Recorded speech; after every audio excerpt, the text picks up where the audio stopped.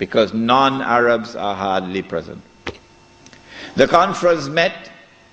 The conference decided that the Khilafah was an essential part of the deen, that it was bid'ah and haram to abolish it, that the Khilafah must be restored, but we don't know how to do it. So let's go back home and come back after 1 year. That was the decision. We don't know how to do it. But in Mecca, you had the most successful representation of the entire world of Islam, because Britain really went to work on it. This conference is now convened, but strangely for the Wahhabi movement. Strangely for the Wahhabi movement, which is a religious movement, which declares that it is bringing back the original Islam and removing all the extraneous things which had been added and cutting out all the shirk. So this is the real Islam. Well, then how come you don't even have the subject of the Khilafah in your agenda for your conference? We asked the Wahhabi movement, give us an answer. There is no answer. The answer is that the Wahhabi-Saudi alliance is now perpetrating a gigantic, a massive betrayal of Islam in abandoning the Khilafah. And so the conference takes place. But the subject of the Khilafah is not even on the agenda of the conference. Instead, Abdulaziz ibn Saud approaches the conference twice, himself in person, and he asks the conference to recognize him as Al-Malik. That his rule should be recognized over the Hijaz. When the conference had heard His Majesty the King on both occasions, and the conference is now sitting down to discuss the matter, shall we recognize Saudi Wahhabi rule over the Hijaz? The leader of the Indian Muslim delegation jumped up to speak first. He spoke first. His name was Maulana Muhammad Ali Jawhar. He got up and he told the king, get lost. We'll never do that.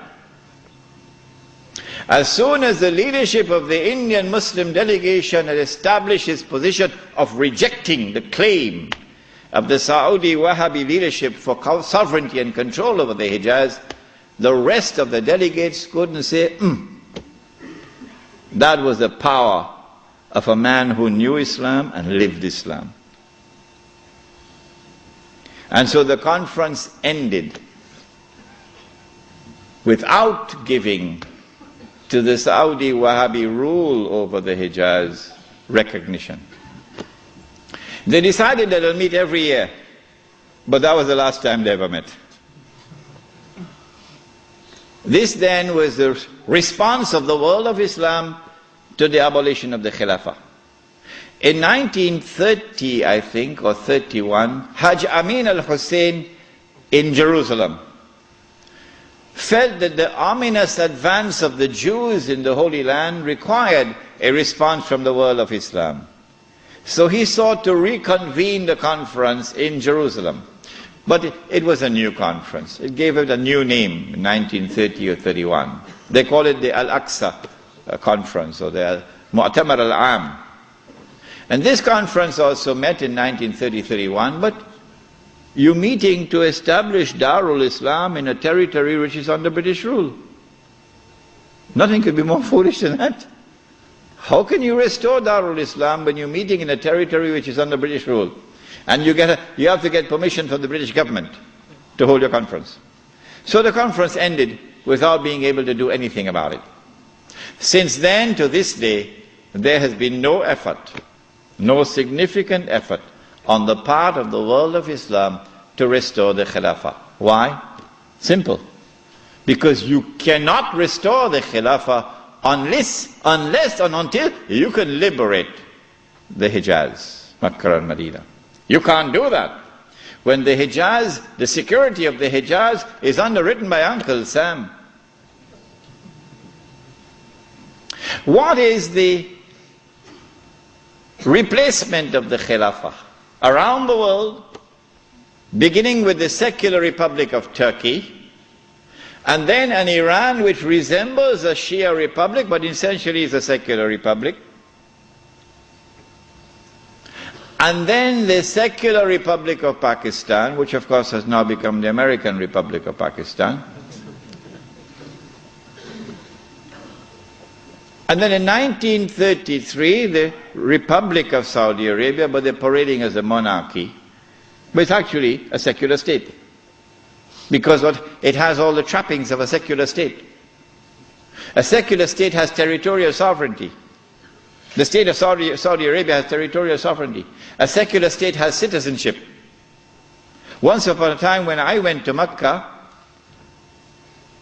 I was Muslim. And the only difference between me and my fellow Muslim who was resident in Mecca was that I was Musafir and he was Sakin. Other than that, we're the same. But now, I am a foreigner. If this is not bid'ah, I should change my name. I am now a foreign national. And they are Saudis. And all the oil that Dajjal discovered underneath the soil belongs to them. They own it. So what about Abdulaziz ibn Saud's proclamation that this entire land belongs to the world of Islam? That's forgotten. That's why they hate me for reminding you of these things. The entire world is now embraced, the entire world of Islam is now embraced by the modern secular state. Now let me say to you before I leave Australia, any Muslim, whenever I talk on two subjects, a lot of people now begin to behave strangely towards me. But while it pains my heart, it will not change me. Because I do not teach Islam to please people. I try to do it to please my Lord. When I talk on the subject of riba, some people begin to hate me. Yeah, it doesn't matter. When I talk on this subject also, when a Muslim pledges his allegiance to the modern secular state and to its constitution, which declares that Allah is no longer Al-Malik, no longer Al-Akbar, no longer Al-Hakam. The state is now Al-Malik, Al-Akbar and Al-Hakam. And the state can make halal what Allah made haram. When a Muslim pledges his allegiance, and you've got to do that to get citizenship. Oh yeah. Can't get a US passport without pledging allegiance. When you do that, you commit shirk. If you don't believe me, no problem. No problem. When you reach the grave, then you will see. When a Muslim goes and votes in the elections to constitute the government which will preside over this shirk, you enter into shirk. But if you don't believe me and you want to go and vote in the elections, I am not stopping you. So don't let there be any bad blood between us. I'm not stopping you. But when you enter in the grave and you find that you've entered into shirk, do not plead ignorance, that's all. Stand up like a man and take it on that day. This is now the universal shirk that the Prophet ﷺ had prophesied. He said the time would come when shirk will be everywhere, it'll be so difficult to recognize it. However, as difficult as it would be to recognize a black ant on a black stone on a dark night. So if you did not recognize it before this lecture, don't be surprised, but now you know. This universal secular state is now used to embrace all of mankind, including the world of Islam, in political globalization. So that eventually you have one government over all of mankind, eventually the Jews will now rule the world using that structure. That's about to happen. We already made significant progress towards that day.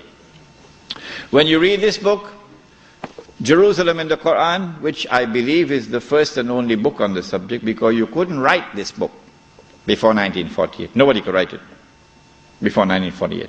Not in 1400 years of this history. In fact, it was difficult to write this book in 1948. It's easy to write it now, but difficult to write it at that time. When you read this book, then you'll understand why it is I say that we are now located at that moment in time when one ruling state is about to give way to another, that the state of Israel is about to replace the United States as the ruling state in the world.